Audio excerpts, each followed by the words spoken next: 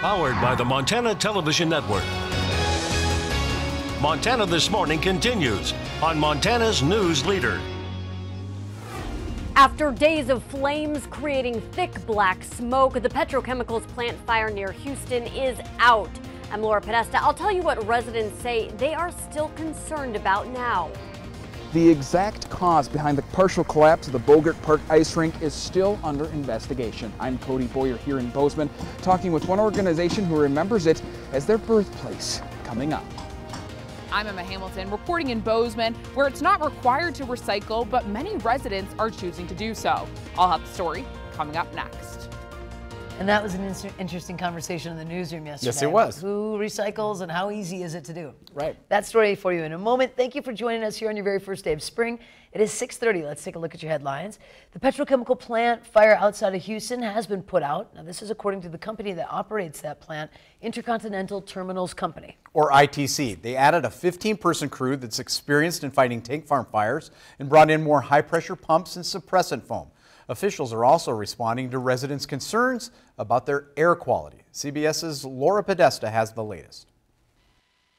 The fire that's been burning since Sunday at the petrochemical plant near Houston is out as thick black smoke continued to rise some 4,000 feet into the air Tuesday.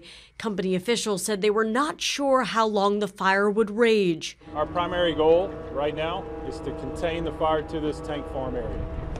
In that process, with wind and the way the directions shift, that could set off another tank, which is kind of the issues we're seeing. But early today, reports of containment started to emerge. Images showed the flames dying down. A leak in one of the plant's tanks is believed to be the initial cause. Officials told residents there's no measurable air quality problem from the burning chemicals. And it's really just this contrast of, you see the plume, but the monitors are showing that the levels are fine. Monitoring by the EPA and the Texas Commission on Environmental Quality reported nothing alarming. Most of the chemicals in the storage tanks contain gasoline components, according to officials. Those things burn in a really black, disgusting blob, but there's not toxins in there. There can be particulates in there. There may be ash that's coming out, but those things are not, they're the same risks you would have in your backyard fire when you get ash out of that. But an advocacy group, the Environmental Defense Fund, warns the smoke could eventually settle. It's now sending in its own air quality monitors. Laura Podesta, CBS News. Now, experts do say particles produced by the fire could pose the greatest potential for risk, especially for people with asthma, cardiac, and respiratory problems. So continuing to monitor that. But at least the fire's out. Yeah, that's wild. That's what it sounds like anyway, so that's good news there. That's good. Yep. Matt, happy first day of spring? Almost. Almost, yeah. Almost. Officially 3:58. Yes. Is that how your flowers are going to bloom? Yep. Just Everything like at the same time. Daffodils everywhere. I'm pretty Snow will be sure that melted. my flowers will not, because they're still under 3 feet of snow in my front yard. So. Yeah, probably not yet. Yeah. Temperature-wise, we're doing okay. It's still chilly. 8 degrees in Belgrade, 3 degrees in West Yellowstone. Most areas right into those low teens early this morning. It's going to be a sunny lunch hour. Temperature should be into the 40s by the afternoon. It looks like a pleasant day ahead. Even warmer temperatures later this week. That 8 degrees might have something to do with my flowers not going right now either, too. That's probably true. Yeah. Yep. We'll monitor. Yeah, definitely.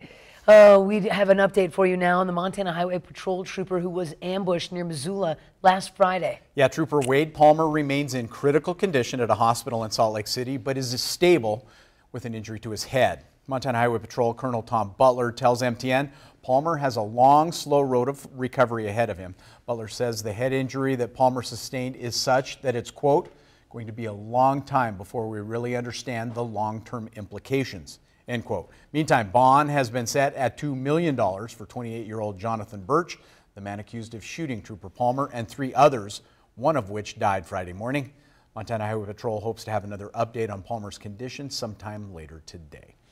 And the future is still unknown for an ice rink in the Bozeman area here after it suffered a partial roof collapse on Sunday evening. Bozeman city officials say Bogart Park remains closed while engineers look into exactly what happened. But that means for now, anyone who relied on the pavilion can't use it. MTN's Cody Boyer talks to one organization that says the shell is particularly important to them. Bogart Park still sits closed following the partial collapse of the ice rink back there behind me. For decades, kids in this community have had a venue to go just to enjoy free hockey or other activities. For the Bozeman Amateur Hockey Association, though, they say this was where it all started. The Bozeman Stingers were here. The Bozeman Amateur Hockey Association started here. So it really pulls at our heartstrings. Old photos dating back to 1981 etch out a Bozeman story that started with the shell. Jeffrey Moore, the philanthropy director of the Gallatin Ice Foundation, a part of Baja, says the rink is the association's origin. This pavilion was built in 1977 on a grant to just promote ice sports in the Gallatin Valley, providing opportunities for figure skaters and hockey enthusiasts, a place, in Bozeman to play. Now, a hole in the roof and caution tape spell a different story. All of our youth and adult players that have been here for the last 20 or 30 years, they learned here first. Moore says while the pavilion's future is in question, the association could help, providing space for the informal events that still happen there.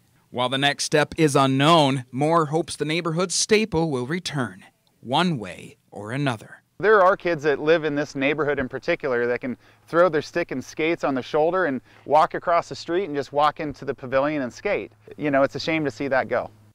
Now, I did talk once again with the city of Bozeman, and they said it's still unclear what exactly caused the partial collapse and what can be done to save the building. For Baja, they hope that future is a bright one. In Bozeman, Cody Boyer, MTN News. Now again, the city wants to remind those who want to enjoy Bogart Park that they need to heed the closed signs carefully, and that's all, of course, out of caution. We will keep you updated for when that park does reopen. I like the point of that. These kids could just walk across the street. Since 1977. Yeah, it is amazing. Yeah. Great little spot. And of course, the farmers market and all sorts of other things. We'll be following that story. For sure. Our story for you here out of the capital city, Republicans in the Montana House have advanced this session's major spending bill with no significant changes. But some major money decisions have yet to be made before the state's two-year budget can be put to bed. MTN's Mike Dennison continues the story. After a relatively short debate Tuesday, the Montana House voted 54 to 46 to advance House Bill 2, which finances most of the state's $10 billion two-year budget.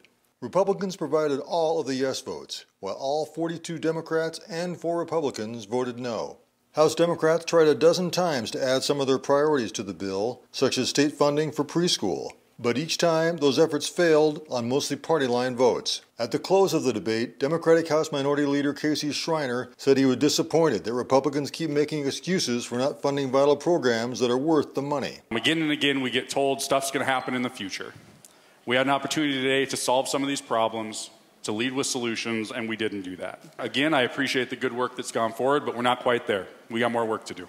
The sponsor of the bill, Republican Representative Nancy Balance of Hamilton, said the current status of the budget has about $5 million of unspent money, but that doesn't account for several big proposals still in the process, such as Medicaid expansion or an $80 million infrastructure bill. But as the remaining bills come through the process, again, we still have hard decisions to make, not just in appropriations, but in your committees as well, as you see bills with money on them, with appropriations on them, with transfers, or with revenue. After a final vote this week, House Bill 2 heads to the Senate for consideration. And as Representative Balance said, many votes have yet to be cast on some big money proposals that all must fit into the budget puzzle in the weeks ahead. Reporting from Helena, Mike Dennison, MTN News. Now, the 2019 legislative session is scheduled to wrap up its business, including the state budget, by the end of next month. And cities across the country have decided to discontinue their recycling programs after China stopped importing recyclable materials from other countries. MTN's Emma Hamilton finds out more about recycling in Bozeman and where the future of it may be heading. Recycling is not required in the city of Bozeman, but about 4,500 people do choose to recycle. You do have to pay to recycle in the city of Bozeman, but there's an upside to paying this small fee to be able to do so. What's great about that is it does lower their garbage costs. So what they would normally be throwing away in a larger tote, they can downsize their garbage tote down to a smaller, maybe 45-gallon tote and pay less for that, and then also have recycling. But once your recycling is picked up, where exactly does it go? Once we collect it, we take it out to Four Corners Recycling and out to their facility. They bale it and get it ready for processing. So they take care of the shipping to a MRF, and they're the ones playing the market and deciding which MRF is paying the best for that commodity. And they'll ship anywhere from whether it's Portland to Denver, Salt Lake City.